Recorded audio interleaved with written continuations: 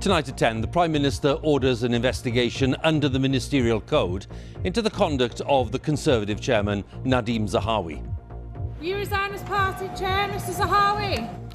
It follows reports that Mr Zahawi had to pay a significant penalty and millions in unpaid taxes to HMRC. Mr Zahawi, who served as Chancellor at one point last year, says he made a careless but not deliberate error. The Prime Minister wants to know if the Ministerial Code was breached. Integrity and accountability is really important to me, and clearly in this case there are questions that need answering, and that's why I've asked our independent advisor to get to the bottom of everything, to investigate the matter fully.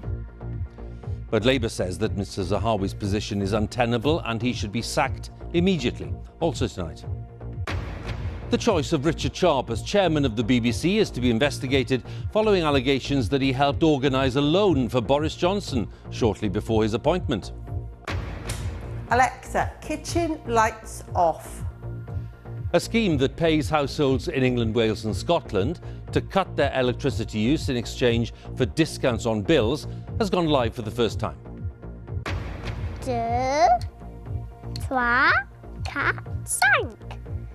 And we meet a 3-year-old from Bristol, Britain's youngest member of Mensa, whose many achievements include learning lots of languages and teaching himself to read. On BBC London, why the biggest strike so far by London ambulance staff is taking place today, with just half of the service's emergency vehicles operating in the capital.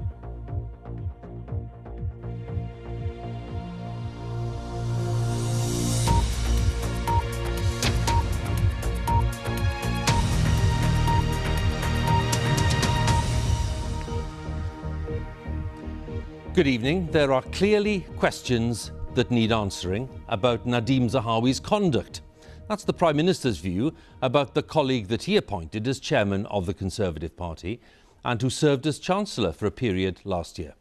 Rishi Sunak has ordered an investigation into whether there were any breaches of the Ministerial Code, following reports that Mr Zahawi was forced to pay a significant penalty and millions of pounds in unpaid taxes to HMRC. Mr Sunak, who insisted that integrity and accountability were important to him, said that the matter would be investigated fully, but in the meantime, Mr Zahawi will stay in post as chair of the party and not be suspended. Mr Zahawi has said repeatedly that he made a careless but not a deliberate error. Our political editor, Chris Mason, has the latest. Your tax affair is a distraction for the party, Mr Zahawi. Down the stairs and into the car, the man who was charged a penalty by the tax authority and settled a huge tax bill while he was Chancellor of the Exchequer. Nadeem Zahawi is now the chairman of the Conservatives. His boss, the Prime Minister, left facing questions about his colleague's conduct. Integrity and accountability is really important to me, and clearly in this case there are questions that need answering, and that's why I've asked our independent advisor to get to the bottom of everything, to investigate the matter fully and establish all the facts and provide advice to me on Nadeem Zahawi's compliance with the Ministerial Code. But hang on a minute, the Prime Minister's tune has changed here. Look at what he said in the middle of last week. My honourable friend has already addressed this matter in full, and that's nothing more that I can add. Downing Street now say they didn't know until this weekend about the penalty Mr Zahawi paid. So what do we know about the finances of the man who used to be briefly in charge of the country's finances as Chancellor? He was very successful in business before he became a politician, and he is a multi-millionaire. And it turns out while he was Chancellor, Revenue and Customs declared him careless in how he managed his tax affairs and presented him with a penalty and a bill totalling around £5 million. The Prime Minister needs to show some leadership. This is a test of the Prime Minister. He promised us, his first words, integrity and accountability. Well, if those words mean anything, the Prime Minister should sack him and sack him today and show some leadership. Because if he doesn't, it's just going to be further evidence, I think, for the British public as to just how weak this Prime Minister really is. What could have happened today is Nadeem Zahawi choosing to resign or the Prime Minister choosing to sack him. Neither of them did, nor has Mr Zahawi appeared in front of the cameras and answered the filing cabinet full of questions that await him when he does. So the whole thing trundles on whilst this investigation works out what happened.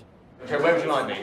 Perfect. In the end, though, the Prime Minister will find himself in a spot where he has to make a judgment call. Is his commitment to professionalism, integrity and accountability best served by keeping his party chairman or not? Chris Mason, BBC News at Westminster. Well, as Chris was hinting there, the facts in the story of Mr Zahawi's tax affairs have not been easy to establish, but it is now apparent that he was obliged not only to make a significant payment to HMRC, but also a penalty. So how serious were the errors made? Here's our analysis editor, Ros Atkins, with his explanation. Ros. Huw, thank you very much indeed. So, Nadeem Zahawi is the Conservative Party chairman. He's a cabinet minister, and last year, for 2 months, he was Chancellor of the Exchequer, the person with the ultimate responsibility for tax collection in the UK. And at the time, Mr Zahawi was dealing with some personal tax issues too. The BBC understands that while Chancellor, he paid around £5 million to settle a tax dispute. The Guardian adds further details saying 30% of that figure was the penalty. The BBC can confirm the penalty, though not the size of it. And to understand the story behind all of this, well, we need to go back to 2000, before Nadeem Zahawi was an MP. It was then that he co-founded the polling company YouGov. Now, his co-founder, Stephen Shakespeare, took just over 40% of the shares in the company. We know that from the paperwork.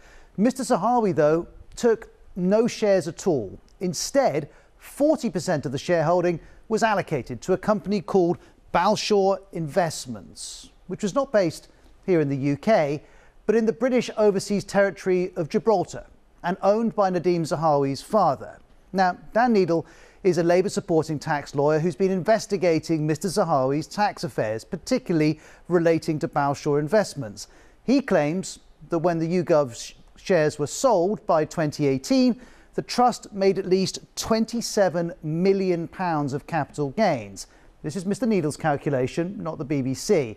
He also estimates that if this had been liable for UK capital gains tax, £3.7 million would have been owed. Now, we know that on the 18th of January this year, just a few days back, a representative of Nadeem Zahawi said neither he nor his direct family are beneficiaries of Balshore Investments or any trust associated with it. In which case you might be thinking, why has Mr Zahawi just settled a multi-million-pound tax bill? And the answer is, we don't know the details. But in July, Dan Needle highlighted a document that the BBC has also seen that may be relevant.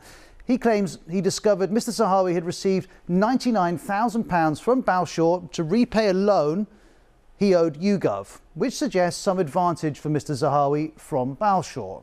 And that's why this story isn't just about tax, it's also about if Mr Zahawi has been completely transparent. And if we come back to that £5 million, including a penalty, we're unlikely to ever know exactly what happened. Mr Zahawi says the authorities investigated and concluded he'd made a careless and not deliberate error. But there's nuance in those words. Here's Dan Needle with more on that. If it was deliberate, that would make this criminal tax evasion. Careless has a very specific meaning. So careless means that you weren't just wrong. You're allowed to get your tax wrong. Tax is really complicated. You or I, as long as we instruct a proper advisor, we give that advisor the right information, we follow that advisor's advice, and we check the final tax return to the best that we're able to. As long as we do that, even if it was completely wrong, even if our advisors were clowns, were idiots, we won't pay penalties. To pay a 30% penalty, you didn't do one or more of those things. Now, we know more now than we did last week, but Mr Zahawi hasn't answered all of the questions about his tax affairs. And as Chris Mason was saying, until he does, the government will be aware those questions will keep on coming. Huw. Ros, many thanks again. Our analysis editor there, Ros Atkins. Well, let's go live to Westminster and join Chris Mason, our political editor. What's your reading of this situation now then, Chris, given today's developments, not just for Mr Zahawi, but for the Prime Minister? Well, Nadeem Zahawi, Huw, is determined to carry on as Conservative Party chairman. When I speak to his colleagues, they reflect that here is a guy who they hugely admire. His life story, moving here as a child from Iraq, becoming a successful businessman, a multimillionaire, rising to be Chancellor of the Exchequer. And yet there is a growing frustration that all of these questions about his finances are crowding out other political debate, that there are loads of questions and as yet not all that many answers. So enter the Prime Minister. He could have decided today, bluntly, to blow his party chairman out of the building, to get rid of him, to try and resolve this issue politically once and for all. Instead, his argument is that to act with integrity is to follow a due process and ask his ethics advisor to look into things to see if the ministerial code was broken, were there any declarations that weren't made when they should have done. We don't know the timescale of that, could take quite a while, often they do, and often these investigations act as a fire blanket on the flames of political argument. But even if they do that in the short term, this for the Prime Minister and Mr Zahawi is a problem deferred rather than resolved. Chris, many thanks once again. Chris Mason, our political editor there at Westminster. The appointment of Richard Sharp as chairman of the BBC is to be investigated by the Commissioner for Public Appointments following allegations about the nature of Mr Sharp's links with Boris Johnson, the Prime Minister who appointed him back in 2021. Mr Sharp has faced allegations that shortly before his appointment he helped to secure a loan of up to £800,000 for Mr Johnson. The Commissioner says it's important to make sure that the appointment was properly made. Mr Sharp says that he has not been involved in arranging any financing. Our culture and media editor Katie Razzle has more details. This is the BBC you know. It prides itself on being the great entertainer, the educator, the informer. In charge behind the scenes are the chairman Richard Sharp. Appointed by the government, he leads the BBC board and upholds the independence of the corporation. The Director General Tim Davie oversees the day-to-day running of the BBC as its editor-in-chief. The Commissioner of Public Appointments has now announced he will review the process that led to Mr Sharp getting the job. It follows weekend reports that Mr Sharp helped to arrange a loan for Boris Johnson when he was Prime Minister, and that Mr Sharp didn't declare that during the appointment process. I have no reason at all to doubt Richard Sharp's integrity. The problem is the manner of the appointment in times when the public is alarmingly lacking in trust of our public institutions. Everything has to be crystal clear and transparent. And it does not mean, of course, that there was a conflict of interest, but the appearance of a conflict of interest is what is important.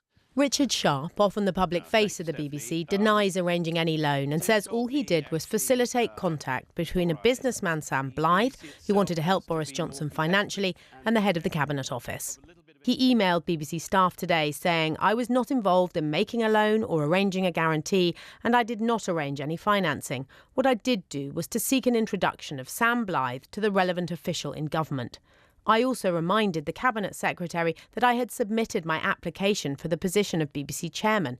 We both agreed that to avoid any conflict that I should have nothing further to do with the matter." We then asked them if there's anything else that they haven't declared in their... Today, at the Public Accounts Committee, the chair of the panel that agreed his appointment ran through the questions candidates were asked, including any conflicts of interest. And then also whether there is anything else that we ought to be aware of, which, if it came to light, might embarrass either the government or the organisation responsible. John Nicholson is a member of the Select Committee which approved Richard Sharp's appointment 2 years ago. I am certainly of the view that Richard Sharp, the BBC chair, should be called back because clearly he withheld information from us during his pre-appointment hearing. Mr Sharp isn't the first BBC chairman to be politically well connected. He's a former advisor to Boris Johnson and was Rishi Sunak's old boss at Goldman Sachs. He's not the first BBC chairman to have donated money to the party in power, but he's a political appointee whose connections and judgment are now under scrutiny, and perceptions matter. It's now up to the Commissioner of Public Appointments to decide if his job was given fairly, openly and on merit. Katie Razzle, BBC News. A scheme that pays households in England, Wales and Scotland to cut their electricity use in exchange for discounts on their bills has gone live for the first time today. National Grid's demand flexibility service has been implemented because of the cold weather and is meant to ensure that our demand for electricity doesn't exceed the supply. Our cost of living correspondent, Coletta Smith, has the story. Tara's getting the washing done early today and hoping to get a bit of cash in the process. She works for the NHS and normally 5 o'clock's the moment she gets home and the energy dial starts to whiz up. We'd have his tea and then the dishwasher would go on, and then sometimes I might put the washer on when I come in and then dry her on through till when I go to bed. She'll get paid a few pounds by British Gas for using less than normal between 5 and 6 tonight. I won't be using the oven, I won't be using the washing machine or the dryer or the dishwasher, and not the telly. OK, they're the big electricity guzzlers anyway. And my son won't be at home to have the Xbox on either. Okay. Tara's family is one of nearly 1 million, not cutting back on their usage, but shifting it outside of those peak hours to try and take pressure off the system. And now National Grid say they need people to do the same again tomorrow for a slightly longer period this time, between 4:30 and 6 p.m. With a chilly forecast and not much wind, National Grid have ordered coal-fired power plants to be ready for tonight and tomorrow if needed. That's the reason Sarah in the Vale of Glamorgan is powering down her home too. Alexa, kitchen lights off. Okay. It's primarily for the planet, so I'm going to save some money on my energy bill, so I'll get a credit back on my Octopus bill. But the main thing is to try and help the National Grid so we don't have to turn on any coal-powered fire stations today. I think it's really important that as consumers we don't just flick switches on, we're prepared to turn them off as well.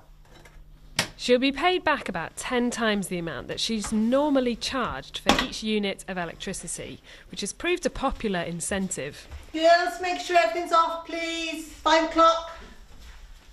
Sarah's girls have charged up their devices this morning and can see the benefits of joining in. And you might not be using those stations at the time, and sometimes you leave them on and you might not be using them, and you could save more money. Check your email for an email. Sarah and Tara in Doncaster have both opted in for tomorrow as well, when their suppliers sent them messages this evening.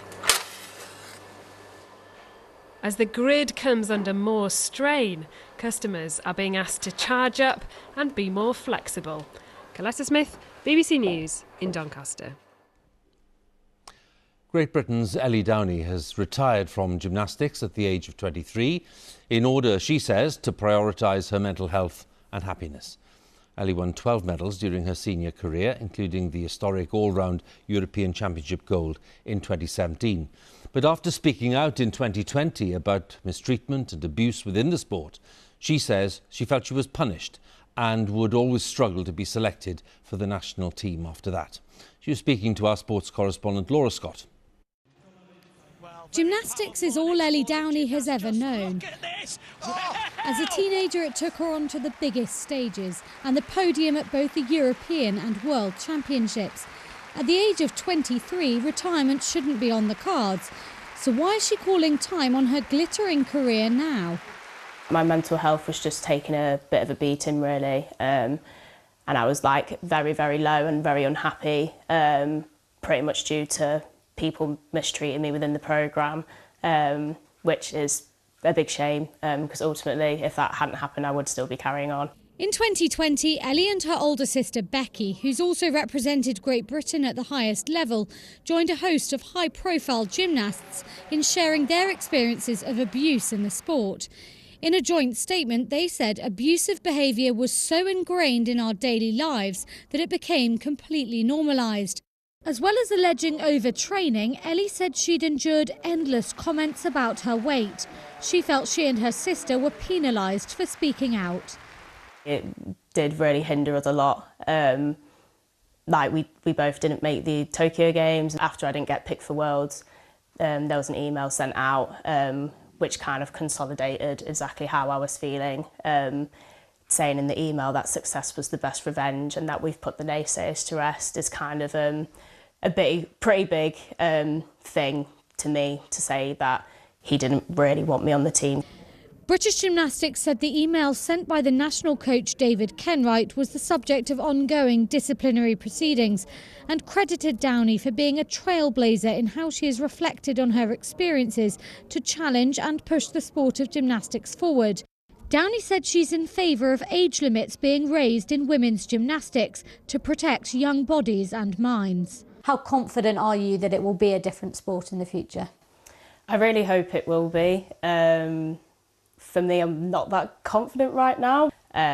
So I do feel like they're trying. We do have meetings put in place where we can have our say, but then for me it's like we don't really see much action afterwards. It's kind of almost like a bit of a tick box thing at the minute. Downey was trying to help others by speaking out, but reflecting now on the personal cost it had, she said she'll always be left wondering what could have been if she'd stayed silent. Laura Scott, BBC News. In Afghanistan, the Taliban authorities continue to face international condemnation over their treatment of women and girls.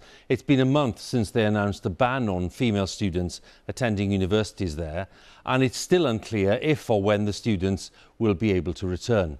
The BBC's Yalda Hakim is in Kabul, speaking to those affected and to some of those who are fighting for change. Classrooms empty. Library deserted.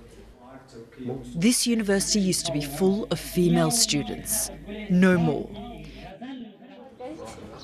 Edicts issued by the Taliban government added one more thing to the list women can't do. I don't have the right for working. I don't have the right for existence. I don't have the right for being a woman anymore. It's a crime. Please. Naila Mirza was weeks away from getting her degree. The ban means she's left with nothing. Suddenly everything changed just in a matter of a day. I used to say it proudly to everyone that I'm finishing this journey of studying medicine. But now I wake up and I watch the clock's tick-tock. Since the Taliban takeover in August 2021, women have been pushed out of the public eye. Most girls over the age of 12 haven't been able to return to school. Women have been banned from parks and gyms and can only travel with a male guardian. Despite this, women have been speaking out. It's rare, however, to see Afghan men joining them. But Professor Mashal, who runs a university with 450 female students, says he's had enough. Leave these women alone.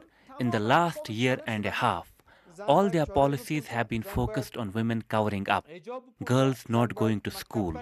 There are bigger issues we need to deal with. In a rare act of defiance, the professor tore his academic records live on television, going viral on social media. He asks, where are all the men? I call on fathers to take the hands of their daughters and walk them to school, even if the gates are shut, even if they are not allowed in.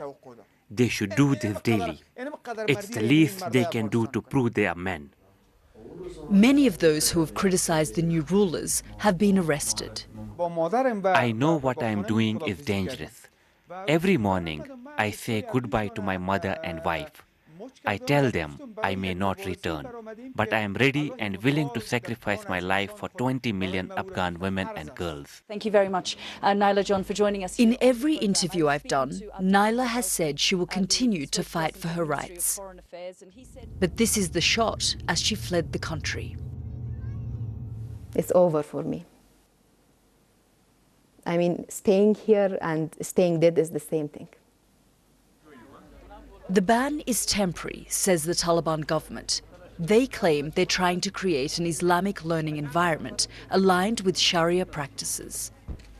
But until more men stand up, will anything change? Yalda Hakim, BBC News, Kabul. Back home, and thousands of ambulance workers in England and Wales went on strike today as part of a long-running dispute about pay and conditions. Members of 3 unions, Unison, GMB and Unite, took part. People were urged not to call 999 unless there was a genuine emergency. Over the past few months, we've been following the story of a couple in Newcastle called Bill and Joe and the enormous struggle that they've faced as Joe's dementia worsened and Bill did his best to look after her.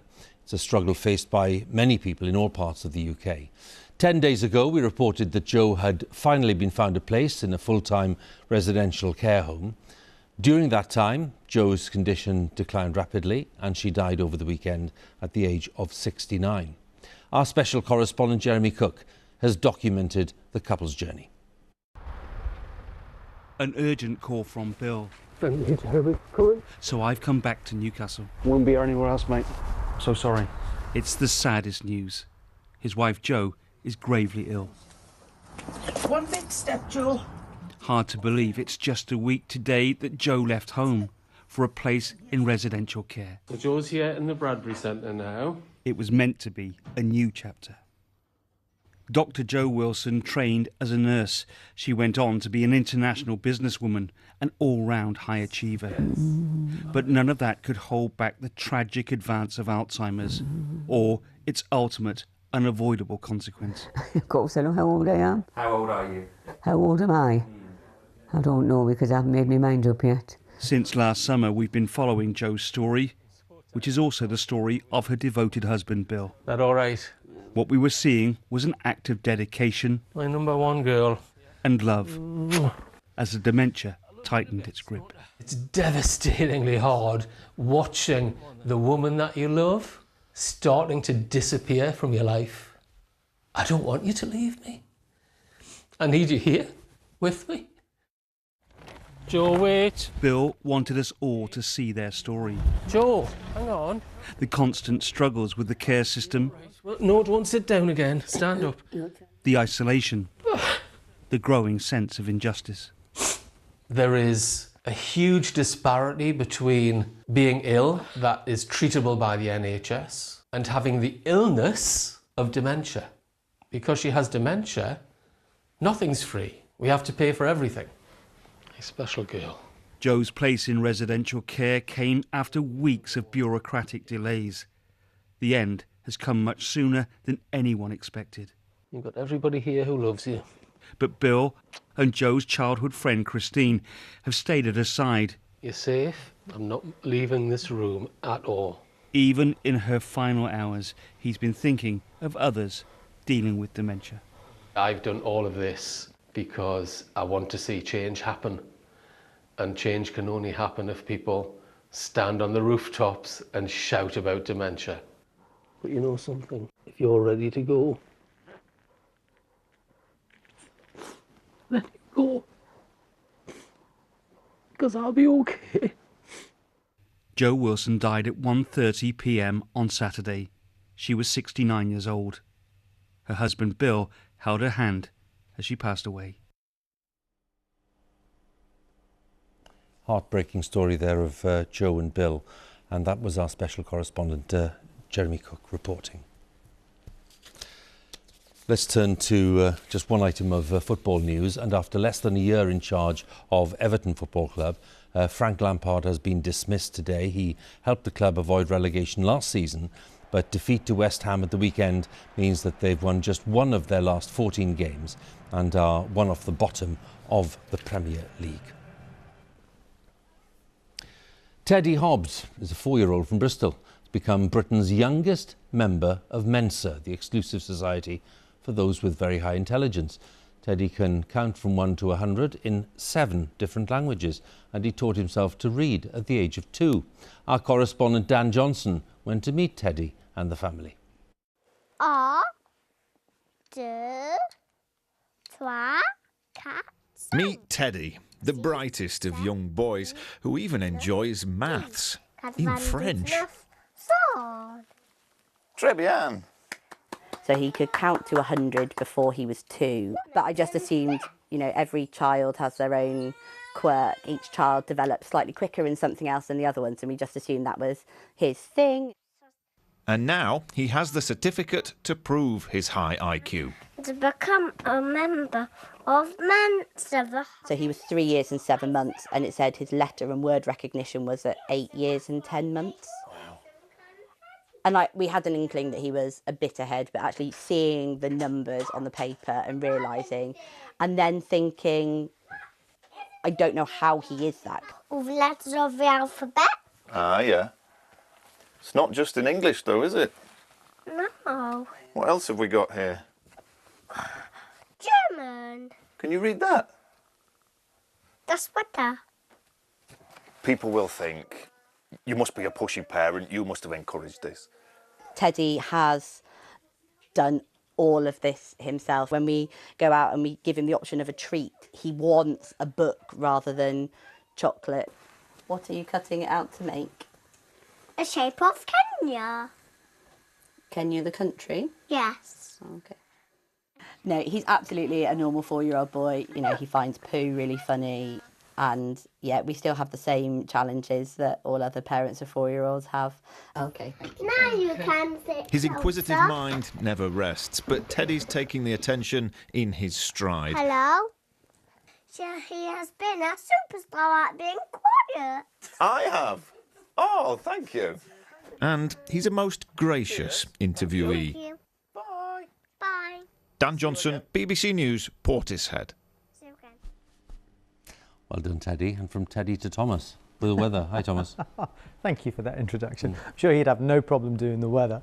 Quite a quirky weather pattern across our neck of the woods at the moment. So here we've got the temperature and also the clouds. Now this southwesterly wind to the northwest of the UK has meant that it's been very mild here. In fact, this morning it was 11 degrees in the north of Scotland, but with colder air streaming out of the continent there, in parts of East Anglia, it was down to -10 Celsius. And also London has had one of their coldest nights in a decade. It really was cold. Tomorrow morning, a similar pattern, but I don't think the extremes will be quite as light. So pushing 10 degrees in the Western Isles, but could be as low as -8, for example, I think in Oxfordshire. And on top of that, we've got fog in the forecast, though. In fact, all the way from the Welsh Marches towards East Anglia, and with sub-zero temperatures, it is, of course, going to be freezing fog. So the forecast for tomorrow, this is where the freezing fog's going to be, but also once it clears, some sunshine. In many northwestern parts of the UK, it is going to be at times quite cloudy, but mild. So we're talking 10 degrees in Belfast, 10 degrees in Glasgow. Wouldn't be surprised if it's even around 13 or so around parts of Aberdeenshire, but further south across the country, pretty cold. Here's Wednesday. A cold front sweeps across the country, but it's not particularly cold air because the air's originated out of the central North Atlantic. So I think temperatures will still be up to around about 10 degrees across Scotland and Northern Ireland with some sunshine. Further south, about 8 degrees Celsius. So we're going to lose those low temperatures that we've had across southern areas for quite some time now, and I'm sure many will be very pleased to hear that. Now the outlook for the rest of the week and into the weekend, temperatures rising a little bit in the south up to about double figures. I think overall we're approaching something closer to the norm for the time of the year. Thomas, many thanks once again. That's BBC News at 10 on the 23rd of January. More analysis, of course, of the day's main stories coming up with my colleagues on Newsnight on BBC Two, and Kirsty's presenting Newsnight tonight. But here on BBC One, we're going to join my colleagues in the nations and regions with the news where you are. So from all of us here, thanks for watching and good night.